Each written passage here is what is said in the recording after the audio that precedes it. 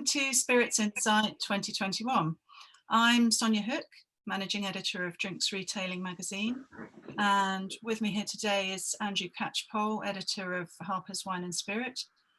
We are co-hosting this general industry briefing about the retail sector today, and we're going to discuss the trends around spirits that have emerged during the pandemic and how retailers can capitalise on those opportunities as we move ahead through 2021 and beyond.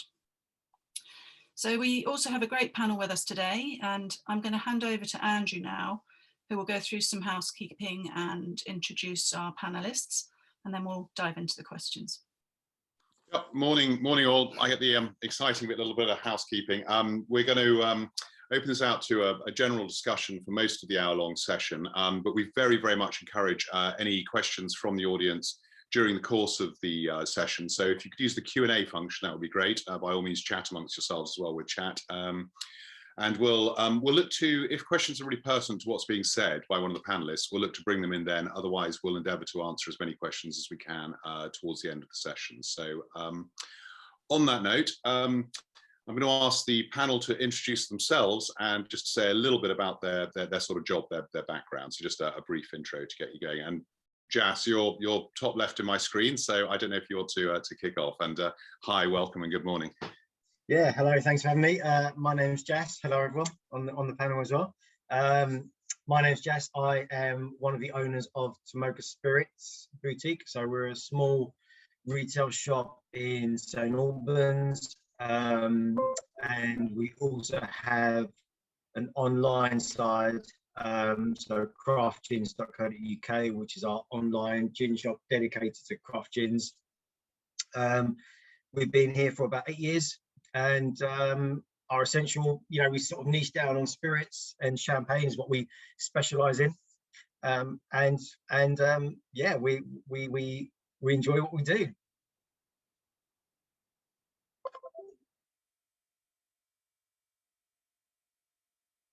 Just got your mute on, Andrew. Classic. I was just saying thanks Jass, and a good-looking selection of spirits behind you alongside the humidor. Dawn, do you want to give a little introductory word? Yeah, of course. Hi, my name is Davies. I'm the head buyer for the Whisky Exchange, and I'm also in charge of running all our events, which have been a major part of what we've done in the last year. So yeah, I'm unfortunately not behind some beautiful bottles. I have some palm fronds, which are just delightful. Some beautiful palm fronds. We can live with that. Thanks. Okay, Ajoscha, do you want to tell us a little bit about where you're coming from? Hi, I'm Ajoscha Wright. I work for the Ajoscha Wine Company, a sort of leading international independent wine merchant, sort of central southwest, Oxford, of course. I do the buying and yeah, across the kind of range. I've been working for 10 years now already. Had my 10th anniversary in February, so it's come along quite quickly. But yeah, we tend to be quite dynamic in our offering across the board. Yeah, that's about me in a nutshell. Fantastic, great. And Jake. Hi there. Yeah, I'm Jake Biggs. I am the spirits buyer at Majestic Wine. I've worked with the business for about 6 years now. Been in the buying team for 3 years. As many of you might know, Majestic's one of the largest UK retailers in the UK, specialising in wine, beers, and spirits. Okay, thanks, great. So, back over to you, Sonya, and we'll kick off the discussion. Excellent, lovely, nice to meet you all. And so really just to start, we know that the pandemic has transformed the way people are shopping and drinking, and there's been lots of coverage about that. But in terms of spirits, and you guys are really at the heart of it all, what noticeable trends have you seen in terms of consumer shopping habits for spirits, and how have you tapped into these? So really the way that people are buying, how has that really changed, how you've noticed it? Dawn, would you like to start with that? 'Cause I know you've been really busy since the start. Yes, busy is one word for it. I think, what was so super interesting about the pandemic, and, there was a lot of horrendous things that have come out of this, but there's been actually some really, really strong positives. And I think that's kind of what I kind of want to take forward with me going on, because it really, we had to reevaluate the way we were doing things, the way we were seeing things, and we had to become hugely reactive. I mean, I just remember that first month that we're kind of in now, or the sort of the year anniversary.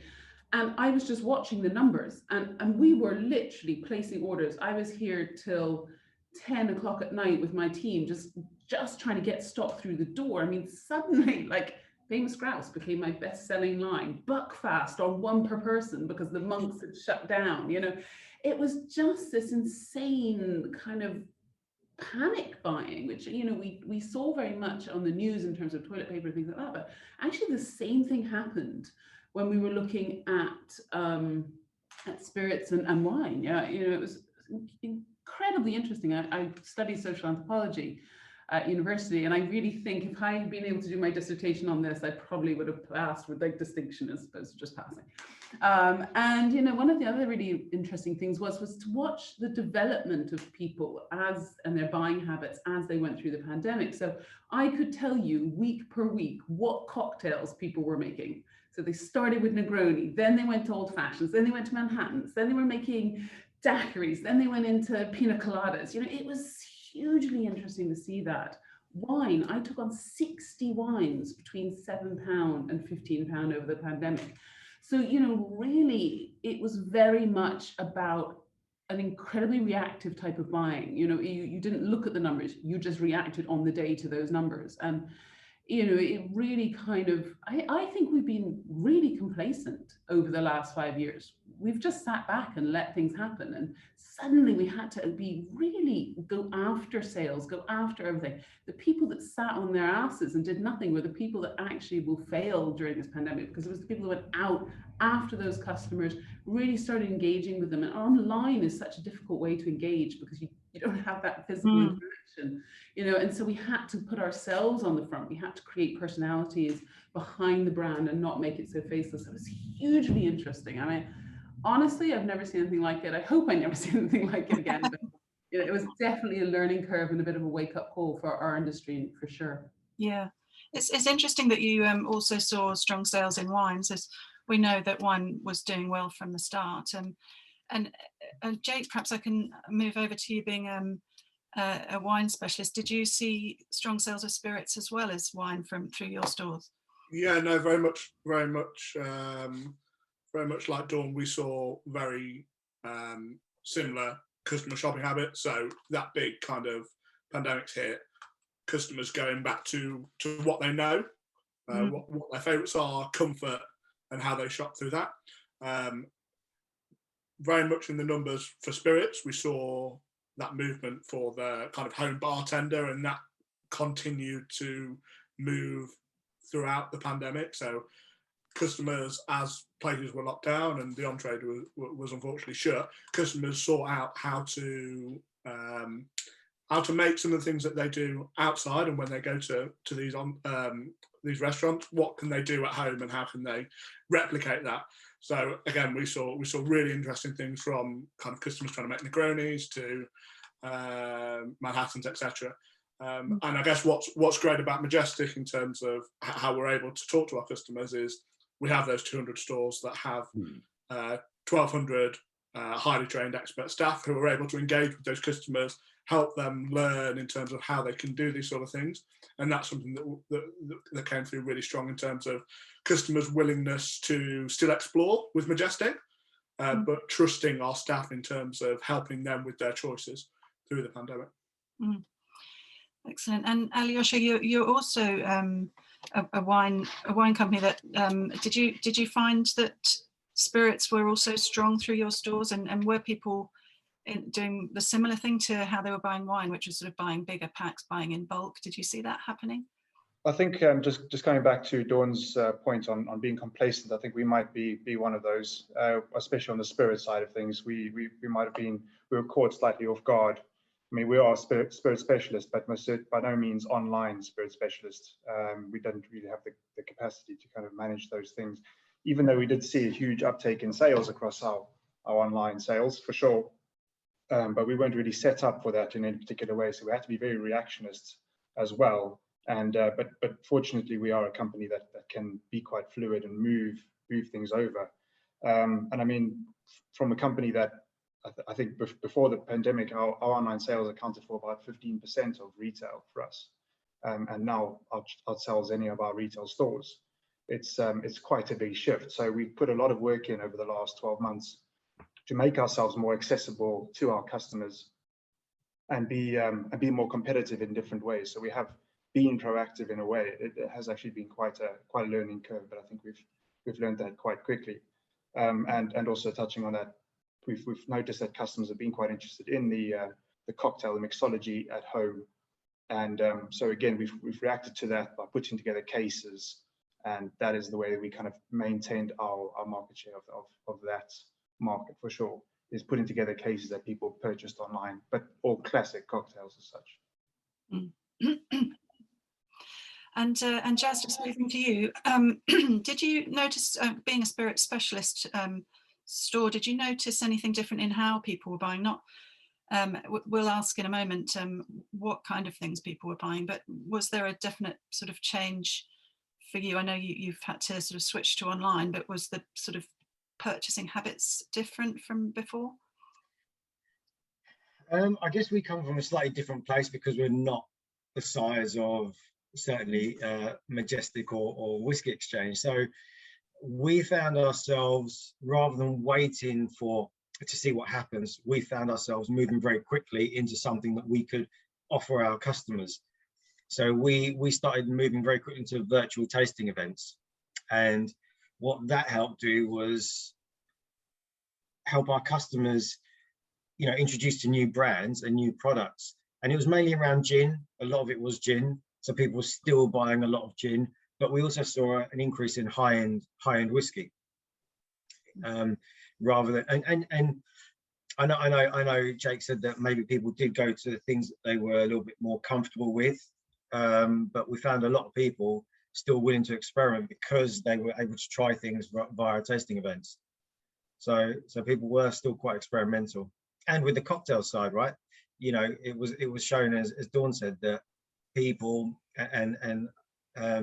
people were willing to try and make cocktails and experiment at home and maybe try things that would normally not try, you know. And I think that was a big part of lockdown for people. They were willing to try new drinks, new brands, new products, new serves, new ways of drinking. And I think that's going to be something that goes forward.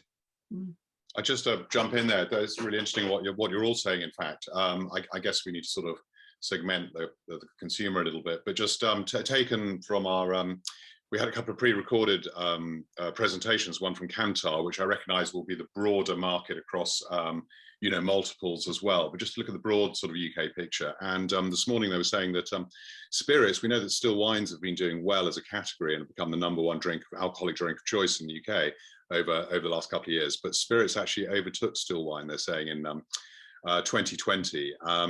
And a lot of that was sort of younger consumers piling in, looking to recreate their on-trade occasions at home, as we all know, and we've just discussed. But what was also, I think, really interesting about that is that while younger consumers were driving that, and a lot of the rise in e-commerce, I think the older demographic, and this would literally be, I think it was like sort of 60 and above, those people jumped from sort of something like 3.7%, I think, of alcohol purchases online, to 10%. So even at that highest end sort of age demographic, there's still this massive jump to online buying of alcohol, which is hardly a surprise, but it just seems that will remain, I think, ingrained, won't it? And there's no way that's going anyway soon, I think, you know, with sort of online overtaking convenience and things like this. So, which I guess, Sonya, if I can continue on that role, it would take me to sort of the next question we wanted to pose to you. And this is really specific. So we've mentioned cocktails, but what about specific trends with individual spirit categories? So gin, rum, whiskey, tequila, et cetera, et cetera. What have you seen in terms of trends continuing that existed before the pandemic? So obviously we know gin was booming, we know rum's coming up, et cetera. What's it looked like over the last 12 months? And what would be your sense going ahead as to what's going to continue on an upward curve? So I don't know, perhaps we can jump back down to you, Jake, down to you because you're lower on my screen. That's no, yeah, no, definitely. I mean, like I was saying earlier, that there was that move to kind of the bar at home, and I guess customers being a little bit more adventurous with how they were shopping, specifically at Majestic within the spirits category.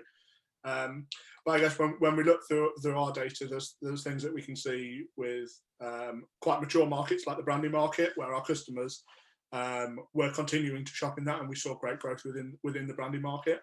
Then within gin, obviously gin is inherently a massive market in the UK now, something that Majestic was very much at the forefront of, and something that's continued. And in terms of where we've seen growth is on that kind of classic drier style of gin, a little bit more on the grown-up style gins, and that's what has continued. And then there are various other products that we did throughout the year, which really took off as well, a little bit more than normal, a little bit more on the premium side, where customers were willing to treat themselves a little bit more, as they weren't able to go out, weren't able to see people, weren't able to engage with others.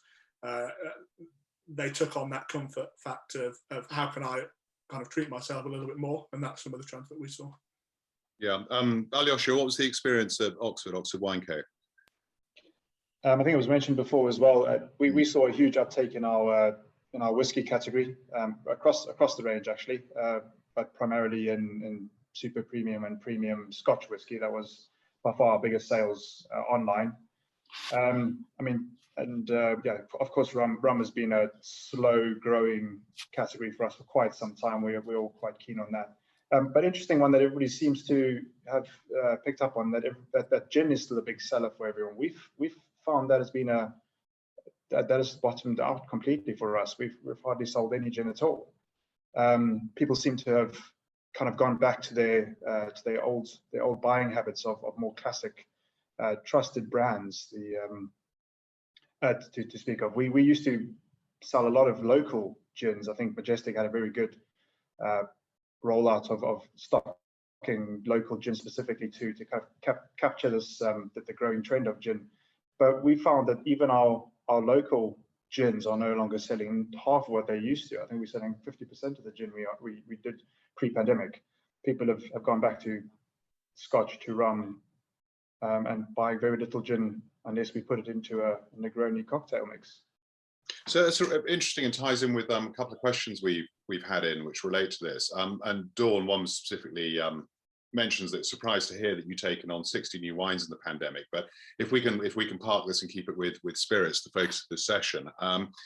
So was that the question is from Daily Brennan? Was this a conscious decision to increase choice, or simply necessity to keep up with demand? And what did the other panelists do? But what I also want to kind of pick out of that is elements of what Ajoscha was saying about people retreating perhaps to sort of safer brands and safer territory. I mean, can we sort of tie all that up with your experience as to why you've expanded, well, what you did on the spirit side more especially, and were people looking for safe brands, for safe havens? I think it was a game of two halves, and I think in the very beginning everyone played safe, so they went with what they knew. You know, it was an immediate, I can't get it, I need my Tanqueray 10, I need my famous grouse, I need my fever tree, or what have you.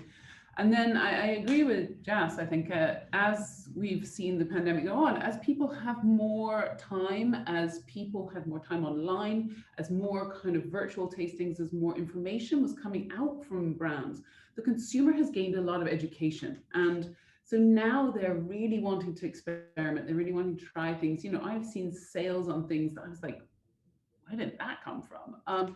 You know, and I think that's all part of this. We are going to be faced with a consumer that is a hell of a lot more educated around drinks than it was 12 months ago. And that's hugely exciting. You know, one of the reasons, I mean, rum for us is always been one of my biggest focuses. I truly believe it will be the next big brown spirit. And, you know, we're launching Rum Show this year because I wanted to capitalize on that sort of that wanting of knowledge, that need for knowledge that the consumer now has.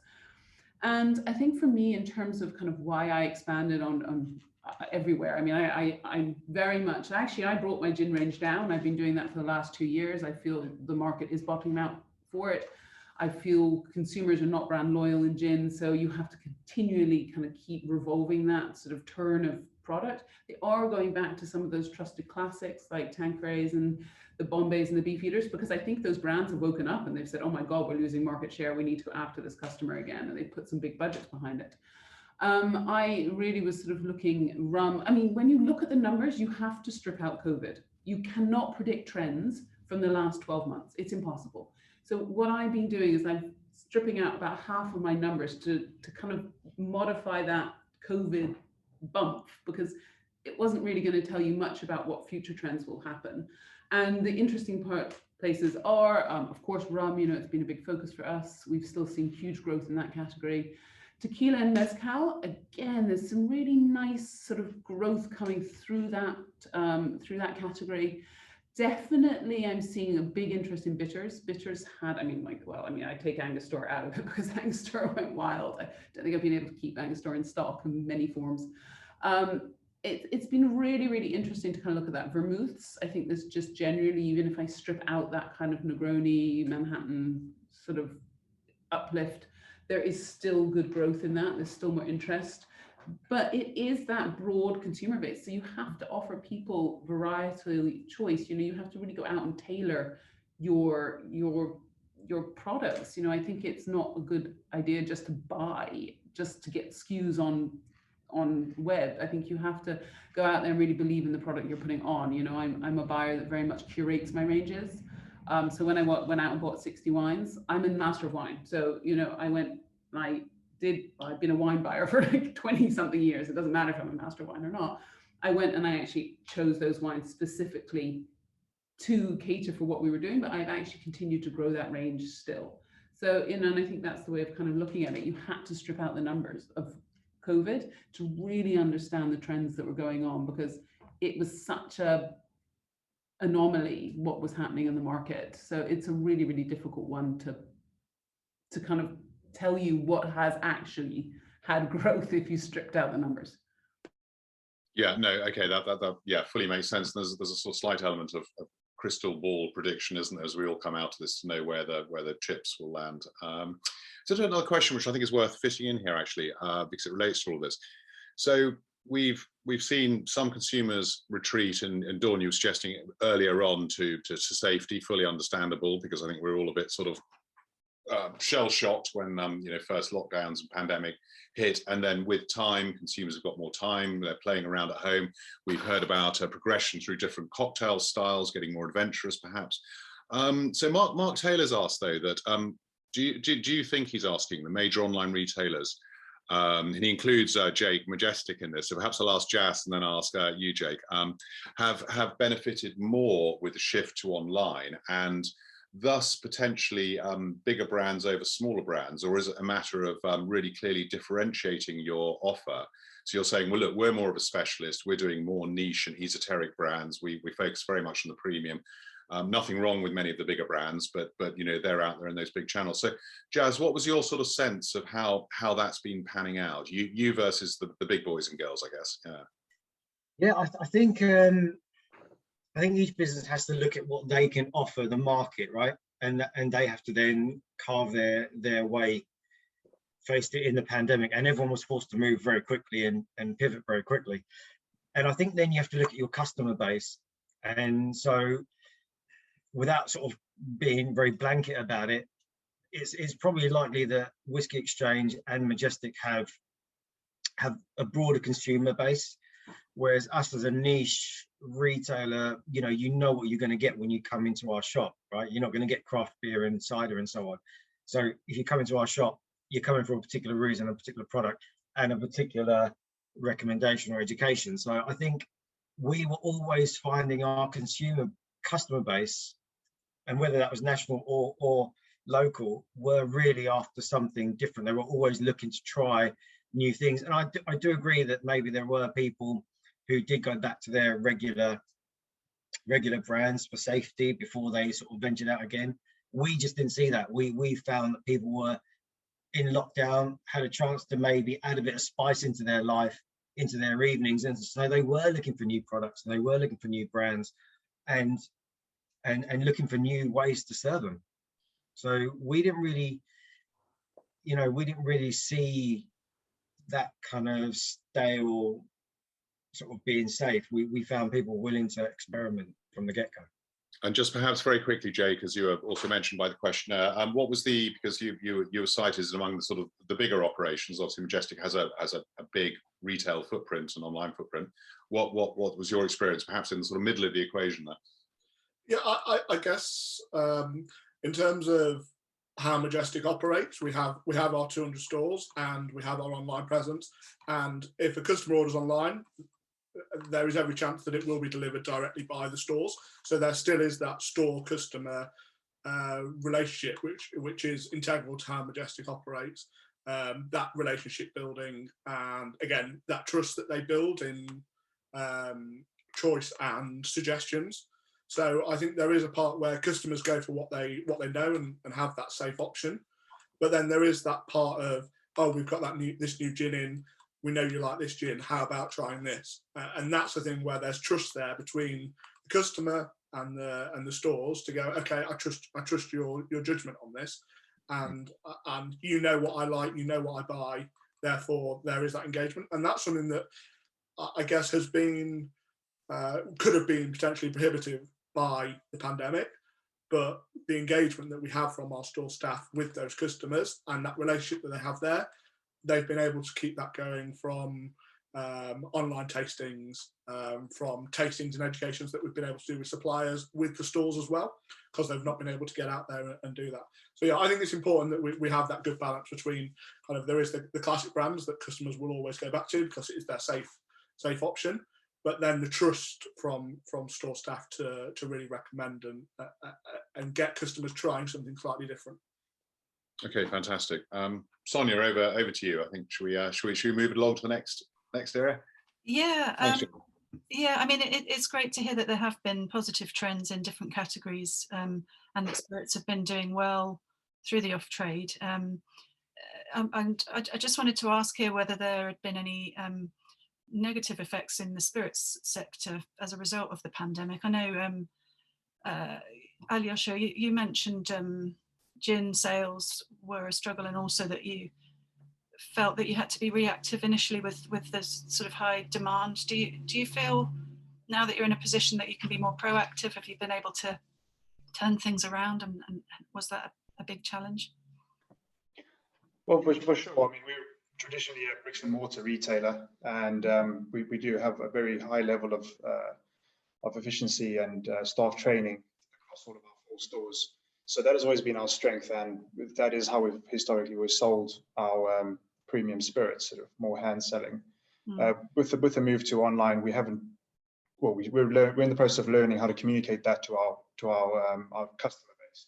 So that is perhaps why we've seen a slump in the gin sales. Is almost certainly the reason for that is we haven't been able to do that hand selling. It's the communication that we still have to get used to, the new way of communicating to our customers via the online. Yeah, I mean, we're struggling, but I mean, again with wine, it hasn't been a problem at all. Strangely enough, we've never sold more wine throughout online sales. It's just communicating the spirits. So perhaps it is more brand orientated than wine is.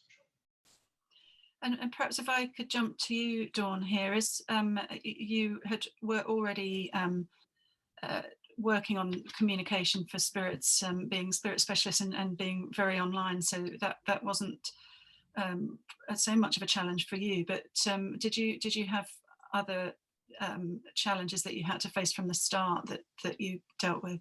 It was supply. Supply was the biggest. I mean, we've had 2 knocks in the supply chain. We've had COVID, and we've had also the Brexit factor. So you know, if you take both of those into account, it was really, especially in the beginning, we couldn't get, bottling plants were shutting down. People couldn't get people working, and we're still seeing knock-on effects, especially with some of the big boys. If I can't get things like Johnny Walker Blue because they can't bottle enough. Same with many other kind of the big boys. I think the people that were the most proactive, actually, it wasn't the big brands. It it was the small guys that could move quickly, that could turn different things on. And, you know, they've won the race. And I'm really excited by that because, you know, it's time for those big boys to move over and let some of the small guys in and play in the field, because they do some really, really interesting things. And, you know, and I think for us, that was the real kind of challenge, was actually getting stock. I mean, Christmas was a nightmare. I went from a supply chain of 1 to 3 days for delivery turnaround to 1 to sometimes 2 weeks to get stock into the building. Think of the knock-on in terms of getting shipment out to our consumers. You know, it was such a hard thing to manage from the supply chain. I think my supply chain team, you know, hands up to them. They've been absolutely outstanding in that respect. So they've really, you know, kind of embraced what they could do. You know, we've all done it. Yeah, I was packing boxes in a warehouse. You know, the staffing levels were insane. You know, every weekend to not be able to get enough people in the office. And I think there's another challenge that we've missed, you know, that we haven't touched on, which I think is relevant to all sectors, is not having people face to face. You know, that's a hugely challenging thing. And I don't think we should ever go to full-time working at home. I think it's absolutely ridiculous. You can't have the same engagement. You can't have the same conversations. You get so much more frustrated talking to this thing. You know, and I think that was kind of one of the big things for me in terms of the problems that COVID threw up, was the stock into the supply chain just wasn't there. And you mentioned Christmas there. Did you find that with people now shopping online and being at home more, were people ordering a lot earlier, and did that sort of have the impact on your supply, or were people waiting because we didn't really know what the rules were going to be? So did you find a bit of both? It was a bit of both. I mean, Christmas gets later every year, and also Christmas is very much, your days out very much depend on your buying pattern. So if Christmas falls at the end of the week, people buy later. If it starts at the beginning of the week, people buy earlier. It's a really interesting psychology looking at Christmas, even as a totally different subject. Yeah. But you know, I think definitely there was a period of kind of uncertainty, and then of course there was that spike when our little friend told us that we couldn't go anywhere for Christmas. So yeah, you know, it's been really, really challenging from a supply point of view throughout the year, and it's still continuing now. I mean, we are still having stock issues to this day, and delivery timing issues. Could I just, Sonia, forgive me, I don't want to interrupt the flow, but jump in. It's one of the earlier questions, actually, which I'm just trying to relocate. That's right, it's from Neil Hepplewhite. Neil actually asked whether or not any of you were inundated with brand owners coming to knocking on your door, because obviously so many had lost all of that trade through the on-trade channels, etc. So it is just general nodding of agreement around the table. I'm not sure if we want to go too much in depth there, although I do wonder whether any of those that did many of them find new homes at that time? I can't imagine, no one was really buying, were they, taking on? Well, obviously you talked about your wine, you were, but I can answer that quickly just from my point of view, and then probably throw it to the other guys, because I'm sure they've had similar experiences. I have a standard reply. Thank you very much for emailing me. I'm afraid we're not considering your brand, but we wish you the best of luck. Now, when you have to write that 5 times over to the same brand throughout the almost 12 months, then yes, we did have that problem. We took on a lot of new brands. We weren't going to stop bringing on new brands. There's no way. We have to keep moving forward. You can't let a global pandemic stop you from moving forward. But there was definitely a lot of people coming back to me to say, I want to list this, I want to list this. And I'm like, I said no already. It's not. My answer is not changing. And anyone who's out there that's a brand rep, please note that when I say no, I genuinely mean it. Sorry, that's my banging. Fierce words there from Dragon Dawn. So I don't know if anyone else wants to add to that, but I imagine you've had similar problems. And Jake, is that something that you've found? And did you also have supply issues? I mean, in terms of MBD innovation, people come to me. I get a lot of things through. I think that what's great about the spirits market is that it's constantly changing, constantly evolving. You can't stand still. So when you see the options, you've got to look through them. But again, it's all about, is the product right? Is it of a quality that you think is right for your stores and for your customers? And that ultimately is where the decision lies. Does the product stand up to what you need, and do you have the space to bring it in? And I suppose, Jass, being a different size company, did you have different challenges that you faced from the start? What was your main issue there? I mean, if you're talking about the brands knocking on our doors, yes, we had a few, but I guess on the opposite side to what Dawn was saying, we were active, we were welcoming brands, because the only way we could get out to our customers was via online events. And so to keep them engaged and keep them wanting to come back for more, we had to keep bringing new brands in, you know, and we had lots of our suppliers that we work with saying that we've just taken on this, you know, would you be interested? And the only way that we could take it on was to introduce it via some sort of event, tasting event. So we were happy to accept and talk to new people coming knocking on our door, but purely because it served a purpose for us to be able to, you know, to trade during the pandemic. That's not to say we don't take that approach when we are open and out of, you know, sort of heading back to normal times. But I guess we won't be as open to accepting all brands and looking at every brand when that time comes.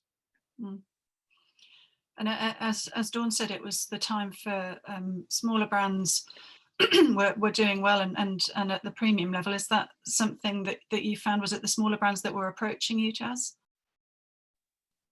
Yeah, I mean, it's actually really interesting. I mean, it'll probably be something we come on to in a while, but yeah, we found it was the smaller brands who were able to move quicker into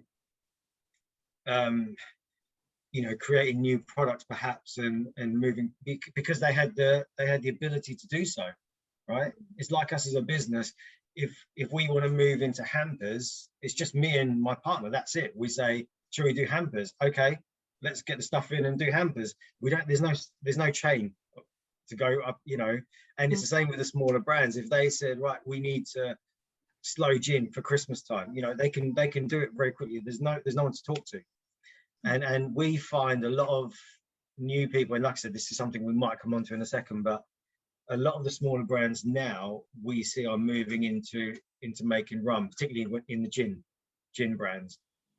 And that's sort of going back to something I think it might have been Dawn said earlier about rum being the next thing. It's going to be driven by the gin brands, for sure. Yeah, and I think that leads on to our next questions. I'll hand over to you, Andrew. Yeah, Dawn was waving. Dawn, did you just want to jump in quickly with that? I was just about to say, please no. Rum, do not ginify rum, please, people. We need honest, beautiful, amazing products. They're not going to ginify rum. They won't do it to me. Right, no. What I mean is. I'm joking, Jass. I'm joking. I know exactly what you're saying, and I'm seeing it as well. But I think the problem is people are just buying, and they're putting spices in, and we need some amazing. I mean, Sugar House up in Glasgow, distilling his own molasses, awesome product. That's the stuff we need. We don't need more bought-in product. And blended, even if you don't even blend it here and add some spices, that's what we don't need. Sorry, my rum hat. Okay, brilliant. So just to move it along a little, I wanted to ask perhaps a sort of two-part question centered around innovation, and really keen to hear from you on the panel. Which of the innovations that were sort of enforced really upon, you know, right across off and on trade and many right across the drink sector, but which are likely to continue to be a more important part of the mix than they perhaps were in 2019 as we move forward into 2022 and beyond. So, and I'm thinking specifically on the sort of sales, the marketing, the communication, the engagement side of things. So are there sort of bolt-ons that you have embraced during the last 12 months that you feel are going to be really important parts of your business in terms of moving your sort of spirits proposition forward? I don't know, who'd like to pick up on that? I mean, Jake, perhaps from a Majestic perspective? Yeah, I guess from our perspective, something that I guess we all had to become accustomed to is how do we talk to people when everyone's kind of locked in? So I guess from our perspective, we're a very engaged retailer with our customers and with our staff. So things that we probably will continue to do is the involvement of Zoom and Zoom tastings, and the ability for one brand owner to speak to our 200 stores is something that we can do over an hour instead of them having to go around and go to every store. That's something I think we'll continue to do, because it's something that's really important for how we continue stores development and staff's engagement and learnings. And that's how they can then pass that on through to the customer, because we've got a very engaged customer coming back to us that are a little bit more educated in the spirits market, in the spirits world. And we need to make sure that our staff have just as much knowledge and more to help them bring that together. Okay, does anyone else want to pick up on that?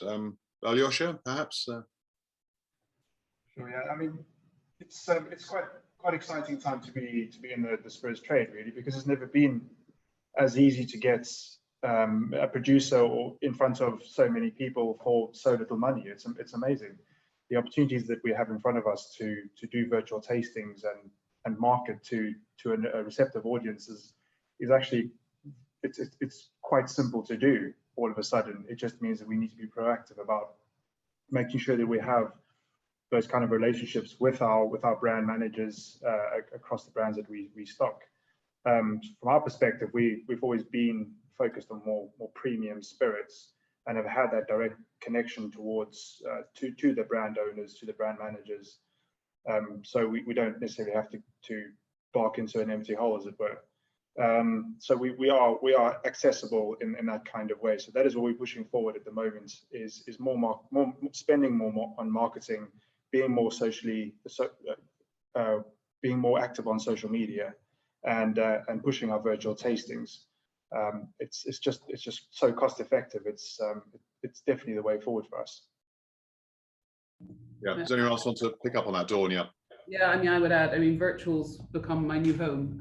You know, when we realized 2 months out that we weren't going to be able to have our physical whiskey show, which is one of the largest in the world, we switched it virtual. I started out wanting 35 talks and tastings.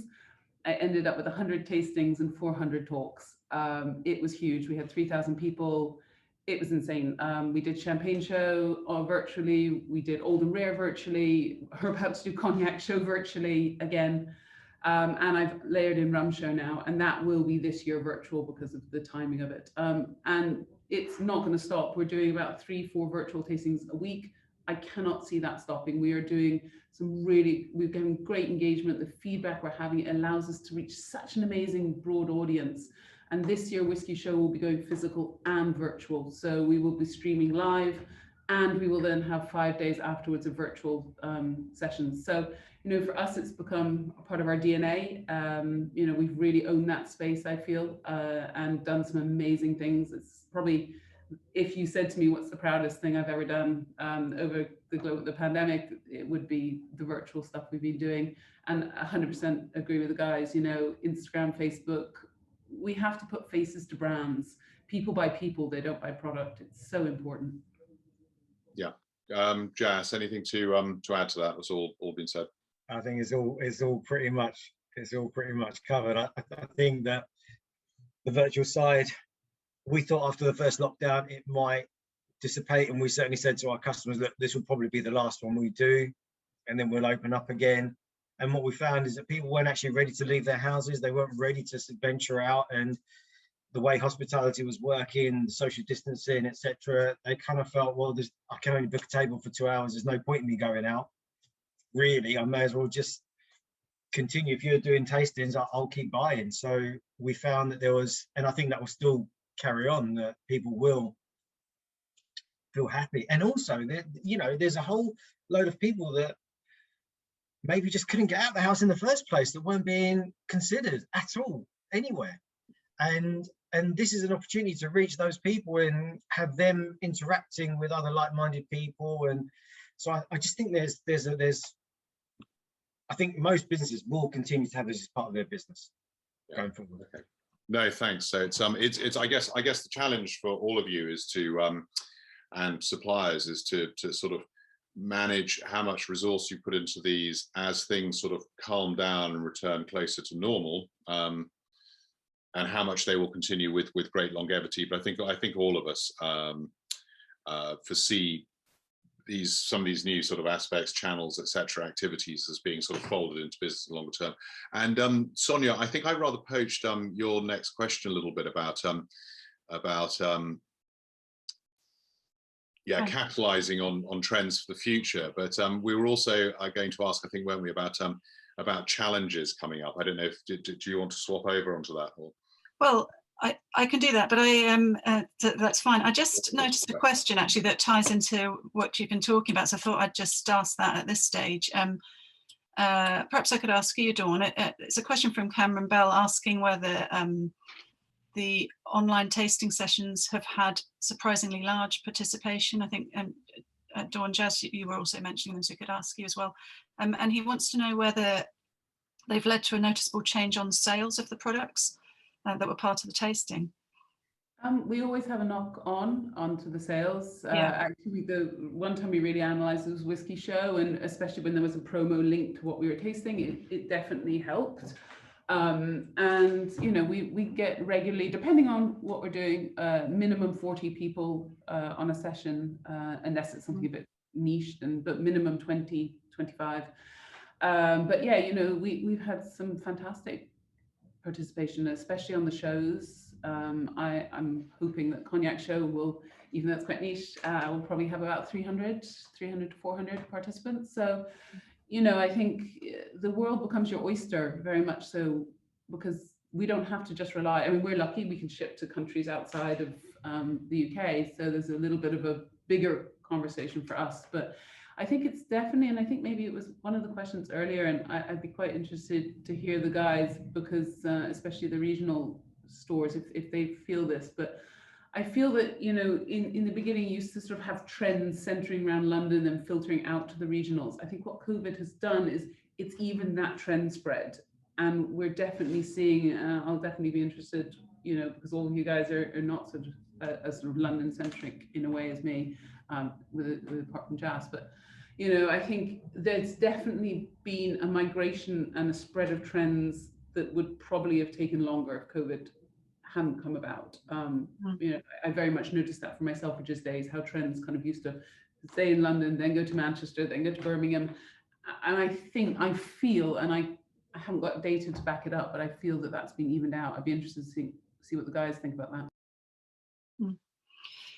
Well, we can ask, and I mean, it's great to hear that those trends have accelerated, but we're also going to ask about challenges. So perhaps we can ask at the same time whether those trends do carry on, but will there be challenges when other things come back into play and there is some kind of normal and the on-trade opening up? Is it going to be hard to sort of juggle everything? Perhaps if I just move over to Ajoscha there, because to bring you back into the picture, do you see anything for the off-trade spirits sector that might be a challenge going ahead? I knew you were going to ask me this question because I hadn't prepared anything. Oh, no, well, don't worry. I can move across. I was just going to. I can respond at least to Dawn's question to kind of get the regional perspective on that. I have always been of the opinion that the Midlands, where we are, especially, are always at least 12 months behind London trends. And given that we've been in lockdown for 12 months, I think we've almost caught up rather than trends really changing much. I mean, of course, we're seeing, from our perspective, we're seeing the buying patterns change slightly, but I've not necessarily taken on any new trends, as it were. So I'd be curious to hear what those trends are. That, I mean, I almost feel like we're catching up with London rather than London leaping ahead by 12 months. Actually, if I may jump in, I was just wondering whether this would be an interesting one for Jake, obviously, with Majestic spread around the country. And just very quickly, with a CGA presentation, on-trade trends presentation we had this morning. I don't know if there's any parallel, but they're very much the message. We'll be talking about this in a session a little later today. They're very much the message was that as things have swung out from the centre of the big urban areas and cities, that suburban and rural pubs and restaurants and bars, etc., are really going to need to up their game, because you've got a new influx of people who are all drinking cocktails in the centre, you know, in Shoreditch and the Northern Quarter of Manchester and wherever, are now out there in, I don't know, sort of Warwickshire or Kent or somewhere, you know, demanding the same quality. But I wonder, Jake, if I could just pick up, Sonya, how whether you've got any sort of data back via the broad sweep of Majestic in terms of this. So in terms of data as such, I don't have anything to hand. But in terms of obviously with the on-trade specifically and how that's obviously affected Majestic, we have a commercial arm of the business. What will benefit us coming out of this is that obviously we've got all of that data of what customers are buying in retail and what customers are buying at Majestic, and therefore that helps us spot potential trends of what might come out on the back end of when the on-trade reopens, and what we can talk to our heads of sales in the national team about. I was specifically thinking off trade there. I was just making a sort of parallel on trade. So whether Majestic's in more rural, far-flung areas compared with sort of city centres, etc., whether you're noticing different trends in what customers are buying. Yeah, I mean, in terms of locality, I guess a point that sets Majestic apart is we have local ranges per store as well. So we have our basic range, and then we have a kind of local bolt-on where I guess we give our staff the autonomy to sort after these products and find products that are really interesting and specific to that area. So each store has their own semi-local aspect of sales, which also helps add interest into the range alongside all of the cores. And we have seen local grow for Majestic, and I guess some of our biggest gins are gins that were once local and introduced by store staff, which is something that I think is really important to the proposition of our range going forwards. And we're looking to see how we can move that forwards in terms of how do we champion new local products to make sure that we are not overlooking things that are truly amazing products. Excellent. Hopefully also, Jake, thanks, answers one of the questions which I'm just trying to find, but about local, basically, more local spirits and stuff. Sorry, Sonia, I think I jumped in, so we were talking about challenges as well going ahead, but I've gone off on a little sort of side, an important sort of side track. I think throughout our conversation, we've covered a few challenges that have been faced and perhaps addressed, and looking forward, everyone's sort of working on some of the trends that have been building up. So I think that maybe it's a good chance now to move into the last question, which you can go for, Andrew, but it's basically sort of looking ahead and perhaps going around and seeing. I'll hand over to you, Andrew, for this one. No, of course, thanks. Yeah, so back to me. So our final question really, well, which categories will you be focusing on in particular as we move forward through what we hope will be the sort of tail end, the receding of the pandemic and into more sort of normal, if slightly adjusted times? So where are you having any big pushes? What are you going to champion moving forward? Spirits, I mean, we've got other things coming through as well. No Low on the rise. Does organic play a part in that? Maybe I'm throwing in too many things, hard seltzers, etc. So we've got so many different kind of trends going on out there. But what specifically are you going to be championing and pushing? Should we begin with Jass? What's going to be like? So I think Lono's a big part. Is going to be a big part. It's kind of just creeping in, and people say, well, you're a specialist, you're a retailer of spirits. Why would you have Lono? But I don't think it's something you could ignore. So we do have a small selection, but we've always been smells what sells, really. I guess we sort of are driven by our customer base, and our customers are continuing asking. Our gin range grew because customers kept saying, oh, have you got this gin, or have you got that gin, or have you tried this, or have you? And so we sort of are driven by our customer base. So we'll stay as we are. We know that rum's on the rise. We know that people are getting back into whiskey a lot more. We know that the flavoured gin market is, has been a big driver for that category for a while. But we will see what our customers want as we open up, and we'll move and start stocking our, kind of curating our range around what the customers say. Yeah. What's it like up in Oxford? Are you gonna? Is it a very similar picture? Yeah, very much agree with Jass there. We following the data, we will definitely be looking at more third-party whiskey bottlers, trying to get more interesting whiskey in from third-party whiskey distillers for sure about this. And the rum category, of course, is, as we touched on right at the beginning, it's always been increasing slowly. I mean, I think also, as everybody nodded along earlier, I'd definitely like to sell more Tequila Mezcal. I think it was about 3 years ago, that it was kind of emerging as an interesting market, and there's a lot of new mezcals and tequila making their way over here in interesting looking bottles, and that's really exciting to get involved in. I think the category has a lot to offer, but I feel we're not communicating the category very well. Perhaps is where we fall short on making those converting that enthusiasm we have for the category into sales.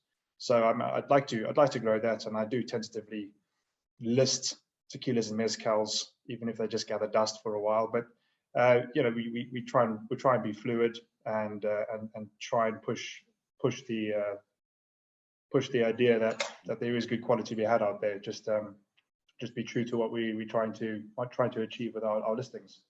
Yeah, I know this Think Insights Day is new for us, actually, partially because of the situation we're in, but to do this virtually, but it presages our annual Think Drinks events, and they've been very strong in the very obvious spirits categories, but tequila and mezcal was one of the more recent ones over the last couple of years, pre-pandemic, that we added, and growing from a small base, but you could definitely see the sort of the enthusiasm and interest there. So it's a really interesting area, I think, at the premium level, obviously. Jake, I'm not sure if this is going to be more difficult as we go round, but what are Majestic gunning for? So I think, although we are a very big retailer within the UK, I think we are very agile in terms of if we want to bring in a product, we want to trial things, then we have the ability. We have bespoke ranging where we can put it into certain stores to see if it works. We have our online range. So if we want to follow trends, we can follow trends. Obviously, we look very closely at the data, ensuring that we are always on the front foot, and making sure that when the right product comes along, that we can champion it. I think it'll be really interesting to see as we come out of the pandemic what starts to take off. Obviously, we've seen the trends of the kind of home bartender cocktails at home. Will that continue, or will people be desperate to get out into the on-trade and support their local bars and pubs, and will that shift away, or will that continue? I think in terms of I guess the learnings that the pandemic's brought for those at-home bartenders, it's a skill that they now have. So I think that's something that we'll continue to do at home and continue to do, because it's exciting, it's interesting, they can show off to their friends, and I think it's a positive for the industry. So we've seen, it's interesting actually, we've been having this thought that we've seen the pre-pandemic increasing hybridization of independent merchants, for example, having both an on-trade and off-trade, well, obviously they had an off-trade element, but bringing on-trade sales in some form into their operation. But I think that reflects perhaps a wider kind of dissolving of barriers strictly between spirits sit here, beer sits here, wine sits here, and evolution in drinking occasions, people sort of grazing and expecting different experiences as part of a day or an evening. So I don't know, to land all of that on you, Dawn, by way of a question, do you think that is the case, and that's going to affect you going forward, that things maybe are just going to be a little more fluid, more occasional? If we're looking at trends, I've always been one to kind of go out and attack trends before they become trends, and we did that with rum 5 years ago, and I'm constantly looking at the next 5 years, next 10 years, and where the industry is going to go. But I do think what we need to look at is not necessarily category trends. I think we need to look at the consumer trend, as in who is our consumer now, and I think that kind of does reflect on what you're saying. So for me, I'm very, very much going to be looking at sustainability, organics, how to talk to the consumer about product, around flavor categorization, about how we give the consumer the confidence to go out there and buy, and be very sort of, because they want that confidence, and they're better buyers when they are that confident. And so I think there is a lot around that. I truly believe this summer will be the biggest summer we will ever see in the on-trade. I actually think we're going to have Christmas numbers. So if there's any suppliers out there right now, can you just make sure you have some stock, please? Thank you, that'd be great. Because that will be a huge thing. But I do think this hybridization of that customer that, was traditionally maybe, a one brand consumer or a one category consumer is no longer going to be that. They're going to want to be experimental. They're going to want to be fluid. I think it's so important to kind of really embrace this new consumer and learn how to talk to them. And we have to continue this. We cannot sit on our laurels. We cannot expect these sales to be going as they have been going, especially in online, and shops that have been able to be open. We're going to have to fight for those customers back again because, the on-trade is going to take those guys. People, I'm desperate. My God, I'm going to take a week off and just eat and drink. I think there's that love for the on-trade, and we should have that love because they're our bread and butter. That's where the trends sometimes originate. So I think it is definitely going to be a hybrid customer. I'm hugely excited. I think we have to look at diversity in our industry, not just in product but in people. There's so much now that the doors are open for us, and I think it's really as buyers, as consumers, as suppliers, it's our job to embrace this new world. Someone's just asked about New World whiskies. Absolutely 100%. I've just imported Gospel Rye, or it's on the water somewhere, from Australia. It's one of the best ryes I ever tried. I've got 4 new bourbons that I've just brought in from the US, including New Riff, Frey Ranch, and Jet for Creed. Absolutely amazing. We're looking at whiskies all around Europe. Absolutely 100% New World, and what that means is definitely a conversation with some other time. But there's a lot of the world is smaller, and therefore it's going out there and finding what that new thing is. And I think that's more going to be around people and producers rather than categories. Excellent. Well, thank you for that, Dawn. Sonya, any further thoughts or cues? I think we've covered a lot of ground. It's been some really interesting insights, and hopefully we've given for you, the audience, as well, just a really good idea about some of the sort of key people operating in the UK spirits sector on the off-trade side, or off and on-trade, wholesaling into the on-trade when it reopens. Are thinking and doing and expecting sort of future trends to be. So I don't know, so Sonya, any other thoughts? Is anyone burning to add one last comment or so? Just to praise to the time, actually. So we're just bumping up against the end of our allotted slot. Yeah, we are, and we've had quite a few questions in, and a lot of them have actually been answered as we've gone through. So, and we've asked a few going through, but sorry, we haven't managed to get through all the questions specifically. But I think we've covered a lot of ground. So, as Andrew said, is there anyone wants to leap in with any final comments from the panel? Then just go ahead now. All silent. That's fine, Nick. As I said, and forgive us for any questions we didn't get to, but as Sonya said, a lot of them we've tried to incorporate in or have been covered hopefully along the way. Otherwise, just ping us a mail. I'm sure our panelists will be generous enough to respond if there's something you really want to know about. Some good nods of agreement. Just on a slightly light note, but our trade is about, the drinks trade is about people and enjoyment and fun and things like that. So Bob Ratcliffe's popped a slightly cheeky thing in the chat box saying, just realised how unusual it is not to see Union Jacks in the background. We've got, I just thought I'd throw that in there. But otherwise, just like to thank you very much, our panelists. So Ajoscha, Jass, Jake and Dawn, thank you very much for your time and your insights. It's been really, really fascinating talking to you. And thank you very much, audience, as well, for joining us. As you're aware from the Think Insights website, there are plenty of things going on today, some pre-recorded and a couple more live sessions, which Sonya and I will be hosting independently just a little later this morning and this afternoon. So from me, that's thank you very much. Thank you. Thank you all.